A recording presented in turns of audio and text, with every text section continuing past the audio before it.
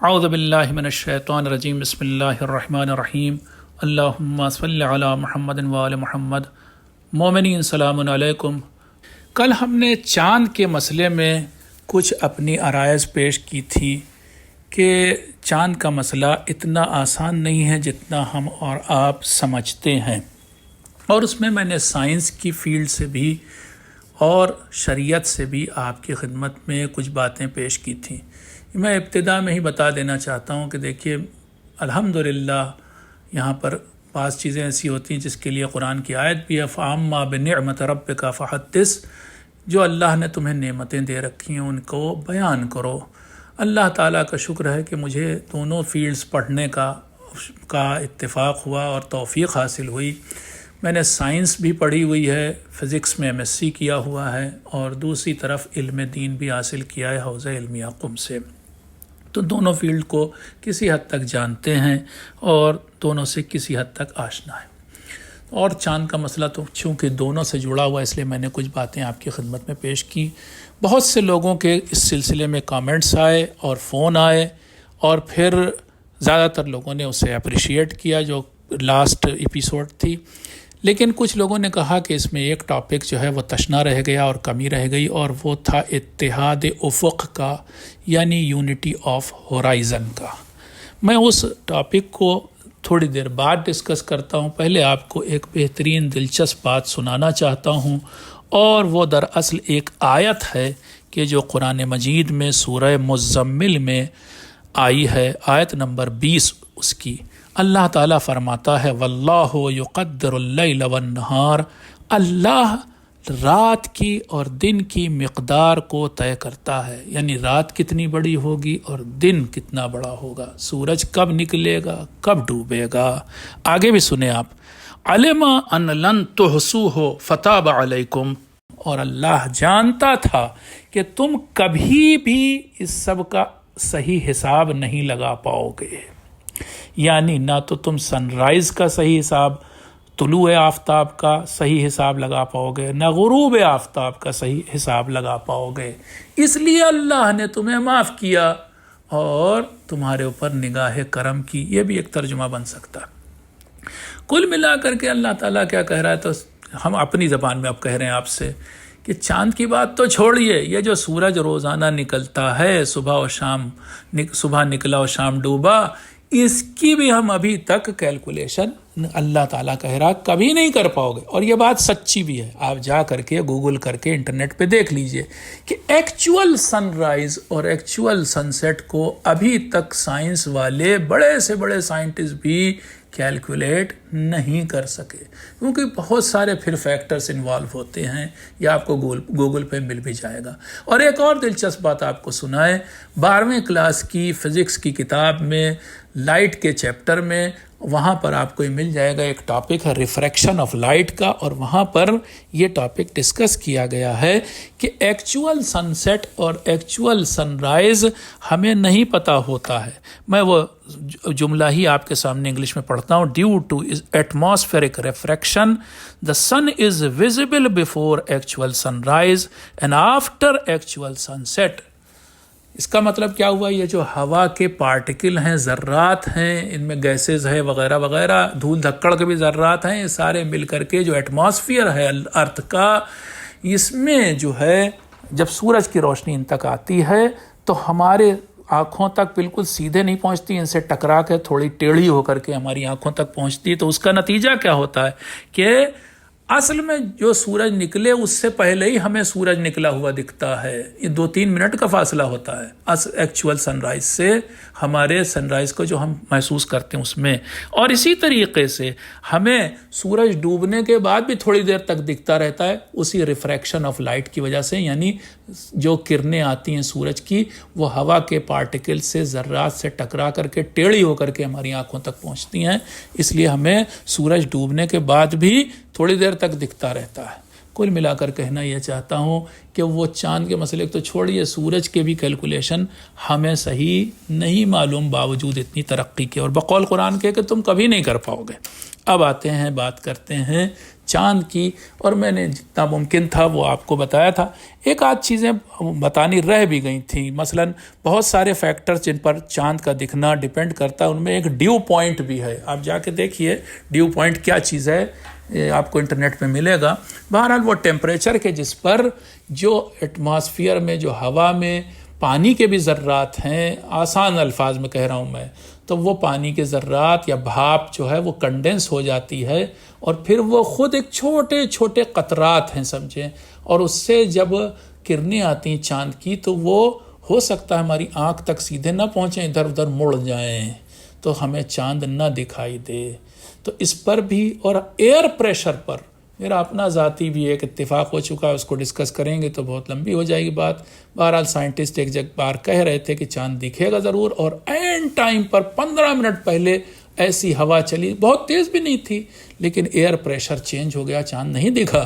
تو چاند کا دکھنا بہت ساری چیزوں پر ڈیپینڈ کرتا ہے۔ اب آتے ہیں، ہم آپ کے سامنے بات کرتے ہیں اتحاد افق کی، کہ اتحاد افق کیا چیز ہے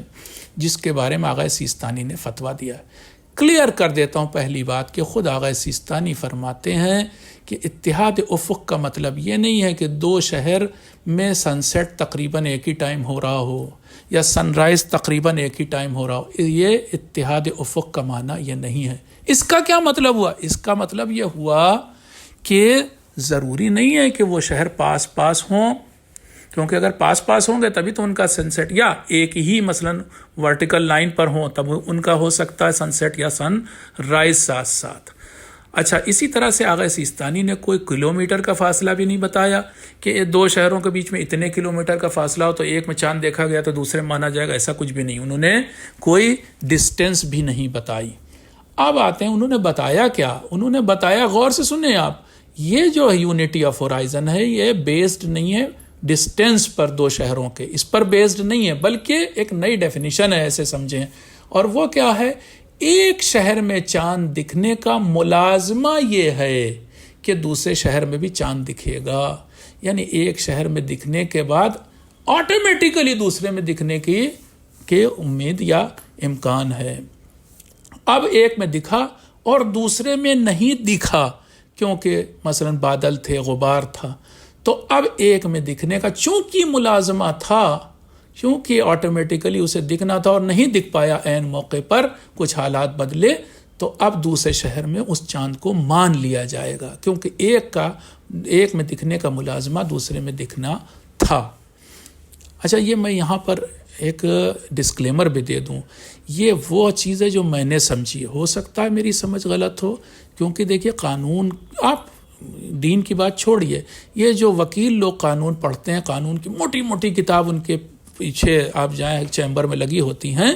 تو وہ قانون کی کتابیں کیوں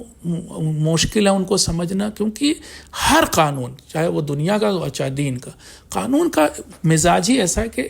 ڈیفیکلٹ ہوتا ہے اس کو سمجھنا اور اس کو انٹرپریٹ کرنا۔ تو ہو سکتا ہے میں نے غلط سمجھاؤں، میں ڈسکلیمر دے رہا ہوں، آپ الٹیمیٹ اتھارٹی آیت اللہ العظمیٰ سیستانی حفظہ اللہ، یا آپ اگر فالوور ہیں آغا خامنئی حفظہ اللہ کے، تو وہ الٹیمیٹ اتھارٹی وہی لوگ ہیں، وہ ان سے ہی آپ پوچھئے گا۔ میں نے جو سمجھا میں بس صرف وہی آپ کو بتا رہا ہوں۔ تو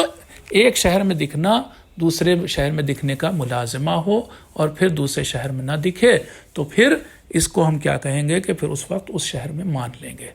آپ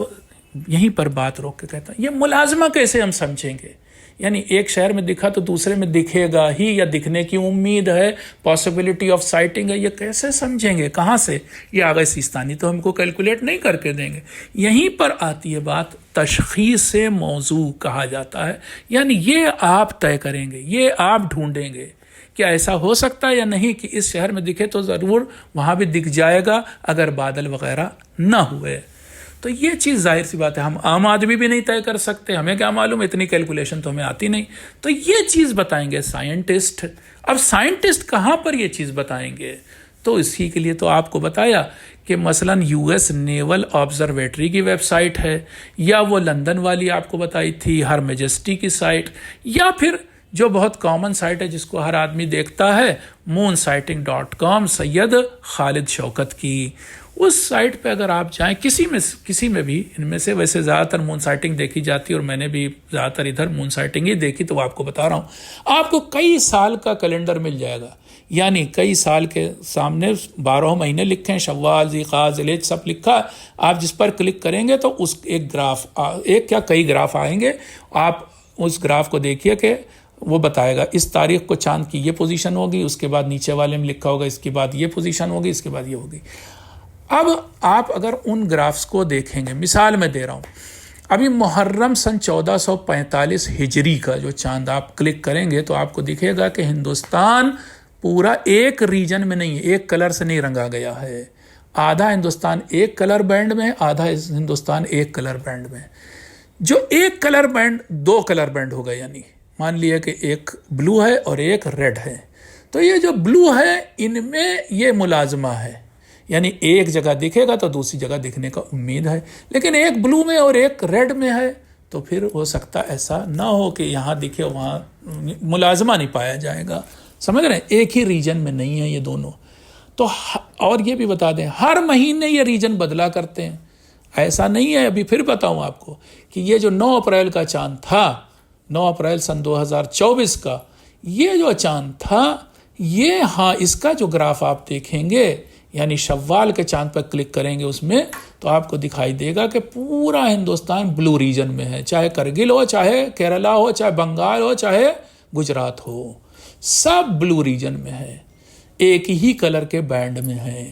لیکن اگر آپ اور مہینوں کو کلک کریں گے تو الگ الگ ریجن میں بھی ہو سکتے ہیں یا الگ الگ کلر بینڈ میں بھی ہو سکتے ہیں، تو پھر اس وقت ایک ریجن نہیں مانا جائے گا، پھر ملازمہ، میں نے یہ سمجھا، البتہ پھر سے کہہ رہا ہوں کہ پھر ملازمہ تھوڑے نہ رہ گیا کہ یہاں امکان ہے ہونے کا آدھا ہندوستان مان لیجئے کہ اوپر سے جموں کشمیر، ہمانچل وغیرہ ایک ہی میں ہے اور باقی بنگال کسی اور ریجن میں ہے، تو پھر ایسا تھوڑے نہ ہوگا کہ وہاں پر مانا گیا تو ملازمہ بنے گا کہ بنگال میں بھی ہے، یا بنگال میں ہوا تو ملازمہ بنے گا، البتہ الٹا صحیح ہوتا ہے، یہ بھی بتا دیں۔ خیر، تو تب نہیں ہوگا کہ آپ سری نگر میں چاند دیکھیں تو آپ ضرور جو ہے بہار میں مانیں، کیونکہ بہار الگ ریجن میں ہے اور وہ سری نگر یا ہمانچل الگ ریجن میں دیا ہوا ہوتا ہے، اور یہ منتھ ٹو منتھ ڈیفر کرتا ہے۔ تو ایسا نہیں ہے کہ ہر مہینے کرگل کا چاند یو پی میں ماننے والی بات آ جائے، یا مثلا کیرلا میں ماننے والی بات آ جائے، ایسا نہیں ہوگا، یا ہمیشہ ایسا نہیں ہوگا کہ گجرات میں ہوا چاند بنگال میں مان لیا جائے، نہیں، یہ ایسے نہیں چلے گا، بلکہ ملازمہ ہونا چاہیے بقول آغائے سیستانی۔ تو اب آپ اس سائٹ کو دیکھیں گے تو زیادہ سمجھ میں آئے گا۔ کیا کروں؟ یہ چیزیں وہ ہیں کہ جو سامنے اگر بلیک بورڈ ہو یا وائٹ بورڈ ہو اس پر سمجھانے لائق ہیں،